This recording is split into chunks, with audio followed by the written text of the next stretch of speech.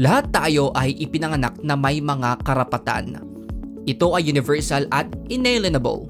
Ang ibig sabihin, hindi ito pwedeng tanggalin sa ating pagkatao. Ang tawag dito ay human rights o karapatang pantao. Ngayon, alam nyo ba na tungkulin ng gobyerno na masigurong napoprotektahan ang mga karapatang pantao natin? Kailangan nagbibigay sila ng mga serbisyo at nagpapatupad ng mga batas para tiyaking hindi nalalabag ang ating karapatang pantao.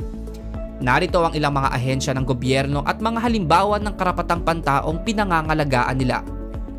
Ang Philippine National Police o PNP ang tumitiyak sa karapatan nating mabuhay, maging malaya at magkaroon ng seguridad.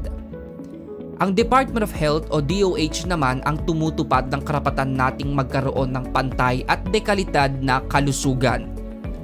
Ang Social Security System o SSS at Government Service Insurance System o GSIS ang humahawak sa seguridad na panlipunan. Pagdating sa karapatan nating magkaroon ng access sa maayos na edukasyon, Department of Education o DepEd ang nakatalagang tutupad dito.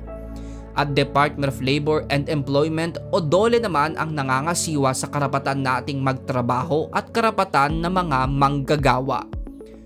Para naman masigurong ginagawa ng Estado ang kanilang tungkulin para sa ating karapatang pantao, nandyan ang Commission on Human Rights of the Philippines o CHR.